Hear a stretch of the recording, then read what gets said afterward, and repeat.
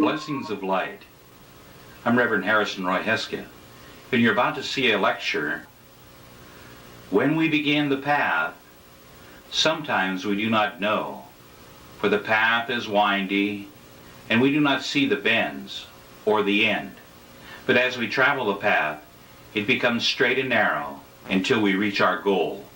Sit back and intensify now your attention, concentration, observation into a meditative state, and open your contemplative and superconscious natures to absorb blessings.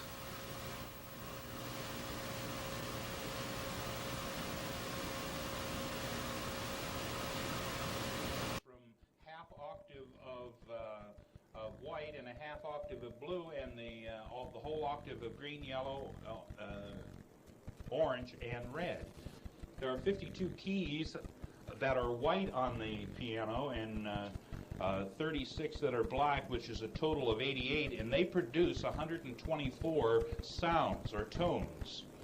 And the lowest C octave, as I said, is violet, and the highest C scale or octave is white.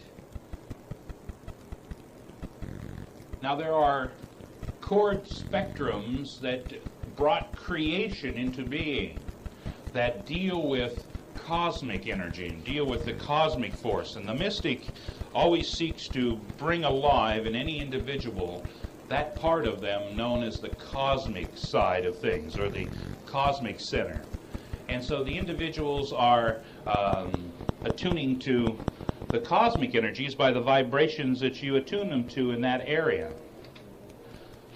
So in the mystics side of looking at things, we seek to bring into being the sounds of the mystical realm. And so on the board here, I've written the chords, and they're struck in that succession. And before we go into that, what I want you to do is to attune with me just for a moment, and close your eyes, and let's go in, and we're going to give you an idea of creation. And this idea of creation is one that I'd learned, and I realize it plays a great part in your ability to attune to these higher spheres. And later this afternoon I'm going to give you an exercise to actually tune to deeper energies of this. So just relax and feel yourself going within. Now in the filament of the mind, you see a still clearness. Just a still clearness. And in the beginning, God was all-pervading oneness. And he lived and moved and had his being in a deep sleep state. And in the ancient Hindu teachings, and where I learned this particular attunement was through the ancient Hindu teachings, this was called the night of Brahma, or the night of creation.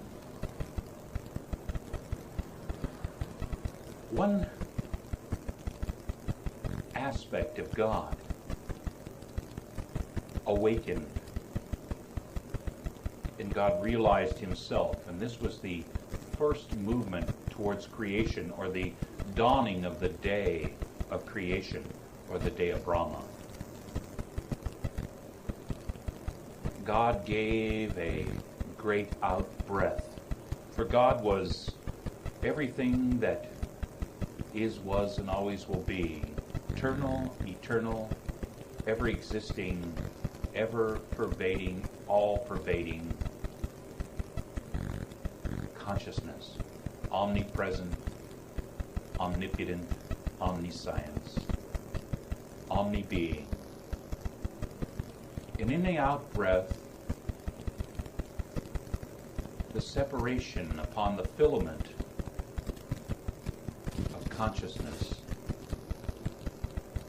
the out-breath of creation came, and the worlds were breathed into being. The lords of the flames, the lords of the light, came into being as darkness was separated from the light, and the light was separated from darkness. And so great spheres of light began to breathe out in the great creation, the out-breath. And level after level was created. The lords of the flames came into being. All the great suns and stars and planets were breathed out in this way. God breathing upon the filament of his being, the filament of his mind, creating image. And this out-breath created the sound, the intoning,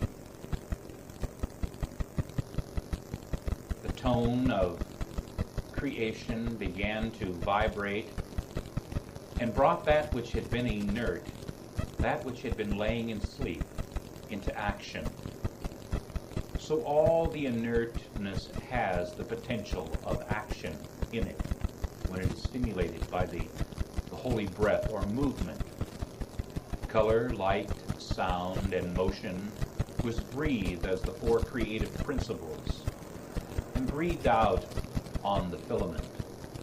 The great spheres were endowed with the same creative power that God had. He built things in his image, which was all-pervading, which was present in all things, as all things.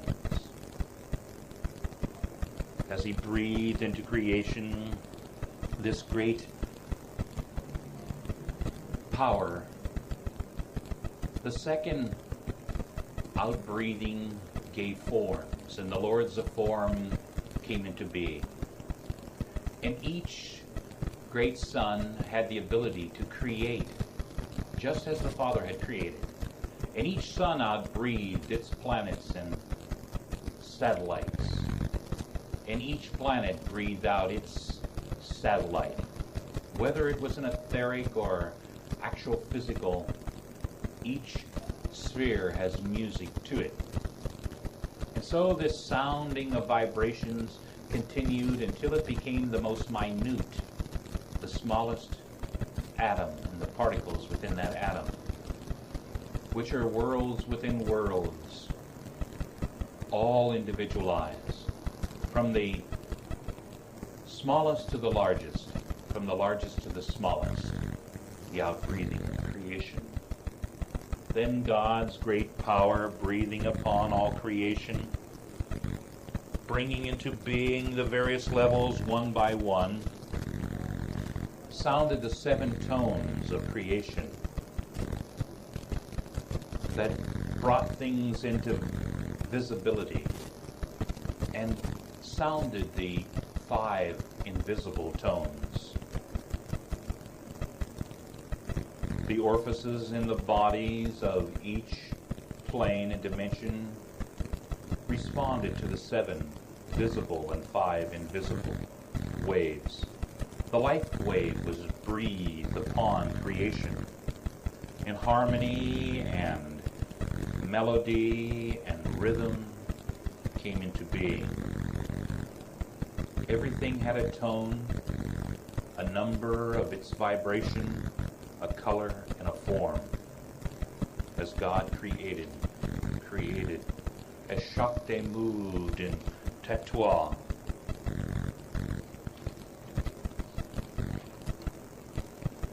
God in his mercy and compassion, breathing out, gave to each its power, each its individuality.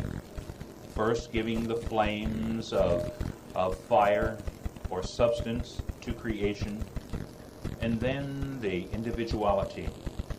Then the very love of God spread upon the universe, the love that held these things together, that drew them together. And so the out-breath of love came from God's Holy Spirit, Holy Ghost, the out-breath. The wisdom of God was the breathing then into creation. And the lords of form brought in each pattern holding each one as the second octave of individuality was breathed. Then the Lords of Wisdom come to teach each individual their pattern and gave to each the matrix for their creation. This holy divine breath now taking on manifestation, becoming solider and solider from that finest and finest energies. The second octave of form breathing out in the way of individuality. The great arcing angels of consciousness arcing the seven rays, getting denser and denser. The Lords of Mind attaching to each of these the wisdom to have its own identity and to move and have its self-recreating beingness. The angels carrying the energies from octave to octave to humanity and to the elementals. And the elementals was created, and man was created in God's image to enjoy all of these other levels of being and to expand vibration by vibration, octave by octave, back to the Godhead, to his true nature as God experiencing, to come back to that pure realization. So we see in this great out-breath the great spheres of light pouring out into creation, and each creating until we come to that individual conscious manifestation called man. And in him blazes the sun, his Atman, himself, the self-effulgent flame of light, his very being. To enjoy and to realize all of creation. So now just feel yourself back in your body and bring yourself back into the room.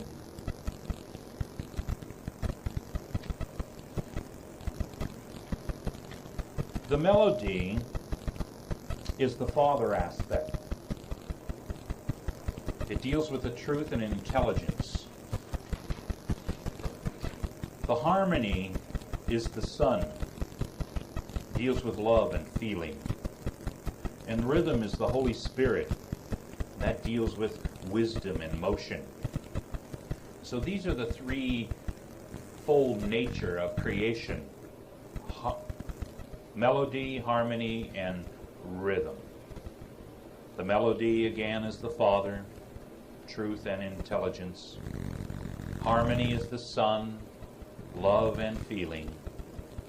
And rhythm is the Holy Spirit, wisdom and motion. Now, in each body of consciousness, you have the vibrations of consciousness. And as we look up here on the board, we see the various chords of creation. The Lords of Flame there with the first chord was A sharp, E sharp, and C double sharp. The second chord or sounding of that was B sharp, C double sharp, E sharp. The third chord was A sharp, E sharp, double C sharp. The fourth chord was A sharp, F double sharp, D sharp. The fifth chord was A sharp, E sharp, C double sharp.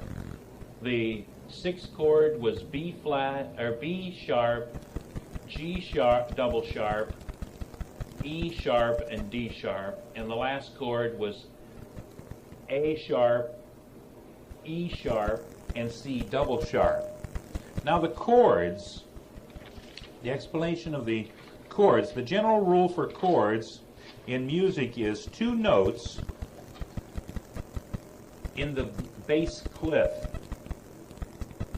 And that represents the positive and negative energies. And so in the bass clef, when you're playing things with the bass clef, that's balancing of positive and negative energies, and bringing that balance of those 2 energies into being. And in the 3, in the triple clef, this is the Trinity. In the 3, when you put 3 notes to a chord, you're using trinity force. And that's the positive, negative, and neutral plane. The 2 and the 3 equal 5. And this is the number of man's senses as developed at this present time. The chord in music is composed of a combination of tones which blend harmoniously when sounded together. The lowest tone being at the root or the keynote of that chord, and the other 2 notes forming the chord may be in harmony with that one particular note, else there would be a discord as a result.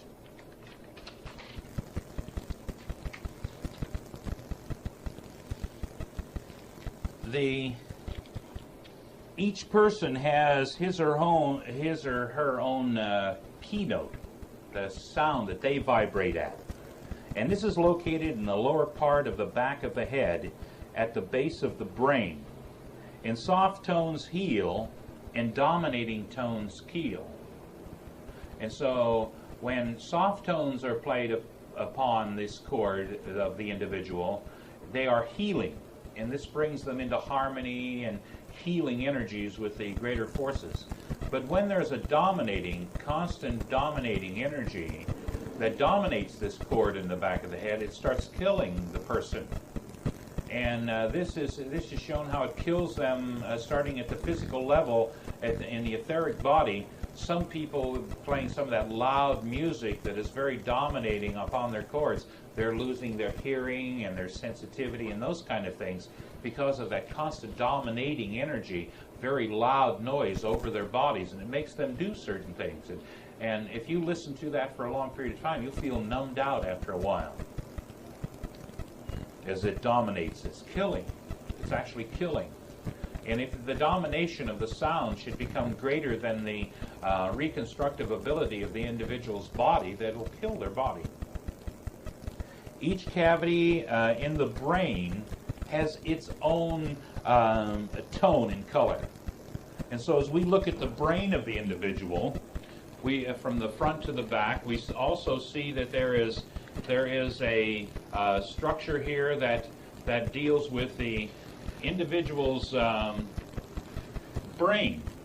And so each of these areas of the brain, the front part of the brain, the middle of the brain, so the cerebral areas in the brain, each one has its particular color. In the brain, there are cavities, and these cavities begin from the front. And so this is called the olfactory vertical in the front of the brain. Olfactory. Olfactory.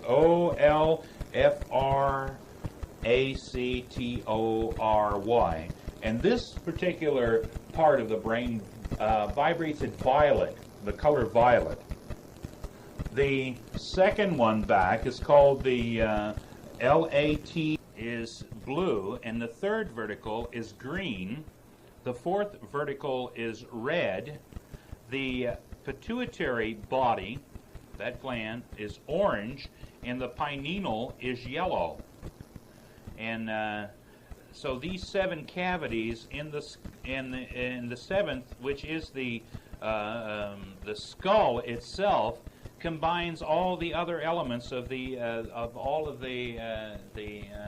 the verticals, and that is indigo. And so the brain is set up in this way and responds to those colors. And so when different music is played, you're also directing color towards to vibrate a particular part of the brain. So when I do violet and I do the violet and indigo and that, I'm seeking to bring the individual to the front of the brain. When I'm doing the orange, I'm seeking for their pituitary gland, and when I'm doing the yellow, I'm their pineal gland, and stimulating those colors. And so I have a lot of music that stimulates those parts of the brain. Now the first power is melody. And melody is composed of a succession of harmonious sounds sensed by the auditory nerves, which are connected with the brain. And so when the melody is played, it's a succession of these sounds that move through the brain over the audio system of the individual. The physical connection, the brain is a physical connection to mind. And so when you're stimulating the brain, that's the physical connection to the mind force. And so you're actually drawing a particular mind field of energy, or a mind strata or thought strata, to the individual's brain by playing particular colored music. An idiot or insane person does not respond to melody. They have a problem between the brain and the mind, and they have a block in that connection. So idiots or people that are insane have a tendency to take in and not respond to melody.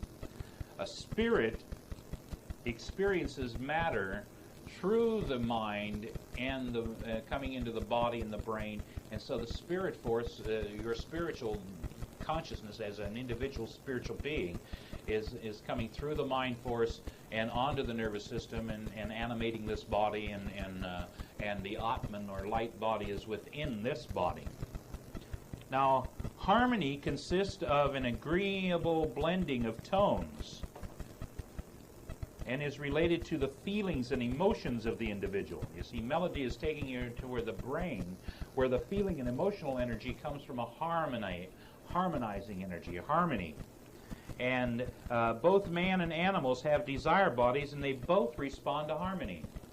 And, music soothes the savage beast, as you've heard. Well, when they play harmonious tones, that will, and you see that in India, where they have the fellow playing the harmonious tones as the snake comes wiggling out of the basket and responds to those vibrations. Well, different animals respond to sounds, and the harmonious tones will take and soothe their nervous system and calm them down. Some people sing to their cats or their dogs, their little canaries, so on and so forth. Rhythm is a measure and balance movement, and is an expression of life force, which activates gestures and physical actions. So rhythm deals with the physical aspect of the body, as getting right down to the physiological energy. So rhythm is correspondent or correlated to the vital body of the individual. And so rhythms in the ancient days were used to call spirit to the body. And people would really get into the spirit as the rhythm, the drums, the pounding of the drums, or the percussion type instruments would be played. The one note here, the vital body we're talking about is also the etheric body, and this absorbs a superabundance of vital force or solar energy, which is passed to the physical body to keep it alive. And so music and keeps this flow from body to body flowing, and it connects all the bodies. It brings all the bodies back together.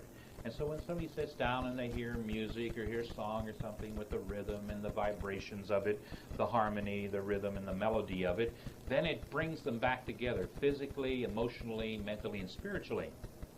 And so music should activate and bring all of these bodies of consciousness together. Now, what the individual is using the music for, some use it for sexual purposes, and others use it for transcendental spiritual purposes. Some of it use it just to soothe their emotions or calm their mind.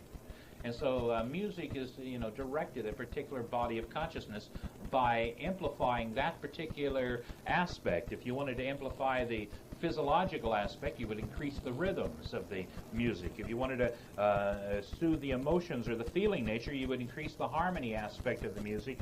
If you wanted to, their spiritual or mental abilities increased, you would use more melody.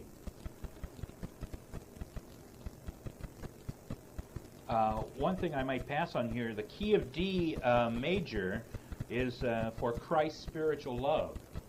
So if you want to put that key into some of your music to activate the Jesus Christ spiritual love, it's the key of D major.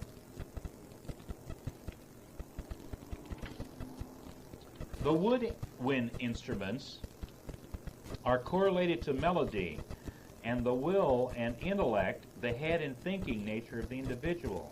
And the air or tone they carry is easily memorized. And so woodwinds are very powerful spiritual type energies, and they deal with that the head centers in the intellect of the individual in the higher intellect, not his personality orientated intellect, but his spiritual intellect. And they deal with willpower coming from the head centers. And so when I realized the harmonium was not a string instrument, it is a woodwind instrument, because the air is pumped through reeds. And so it has a different tone. And so people that usually come that like piano and then they hear this, it's different for them. And it's one way to bring them up into the woodwind level. Now, strings correlate to harmony, and they deal with emotions and imagination and the heart. And so these arouse the feelings of happiness, joy, pleasure, pain, sorrow, longing, and regret, those kind of things when you're playing the strings.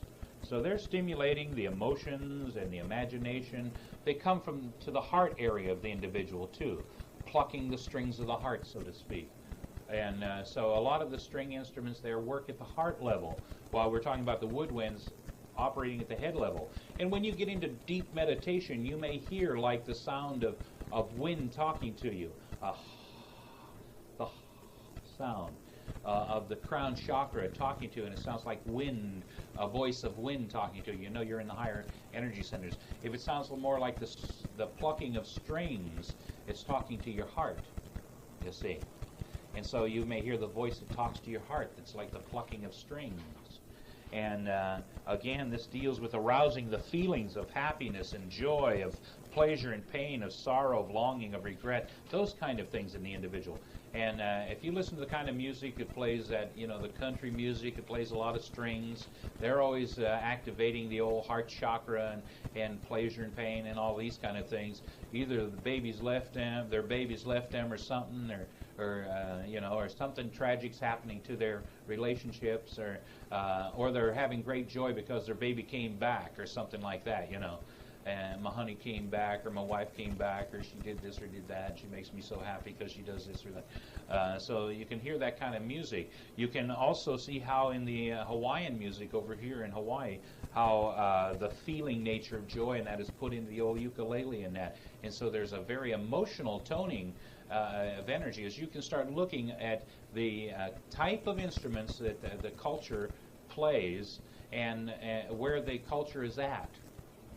Now, those that play the percussion, these are correlated to rhythm and movement of muscles and the action of the upper and lower limbs, and they stir their listener to a desire of action, such as marching or dancing or clapping hands or stomping feet in a rhythmically timing. And so the percussion instruments are physically orientated. So the cultures that play those are dealing with the physical aspect of things. And so we can see how some of the ancient savages beat their drums and stuff. That was to activate the movements of the limbs, and dancing and clapping of hands and marching around.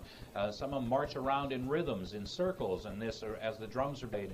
That if you look in some of your African tribes and things like that, and some of the Aborigine and some of the earlier cultures, they deal a lot with the drums and percussion type instruments, cymbals clanging together, those kind of things. And so that brings us that right down to the physical level. And if you notice, when you have a whole orchestra, you have a combination of various instruments playing in different octaves in all of these realms. And they go from soft to loud. They go from fast to slow. In these to activate the faster, slow, and drumming, high drums, low drums. Activate different aspects of the individual. They get deeper or lighter in their energies, and same with the strings. The same with the woodwinds. When you hear a real high-pitched piccolo or flute, that really does things to your head. And when you hear that, like the bass, boom, boom, boom, at the heart, it's getting right there physical feelings. And when you get it to the higher string instruments, like violin, then it's taking it up to the higher aspects of that. So you can look at the variations of the sounds and their number of vibrations. See, the first is the toning, And the second is the number. So the number of vibrations has how you're quickening or slowing down that particular body of consciousness. So vibration has a lot to do with it. You notice a lot of the transcendental music has no percussion instruments in it. They deal with strings and woodwind to take the person from their heart and higher aspects of emotional energy and higher joy, is like Yaso's a great channel for transcendental energies. And he, if you've heard his interdimensional music, and then there's the gentleman that plays Ancient Echoes. What is his name? Steve Halford. Yeah, he deals with that transcendental field. Then if you listen to like the Zen Buddhic tones, where they're plucking the strings and that, they're working with the heart energies in that. And then you get into where they play the flutes, and you see the Zen master off in the mountains blowing on his flute. It brings them to the sounds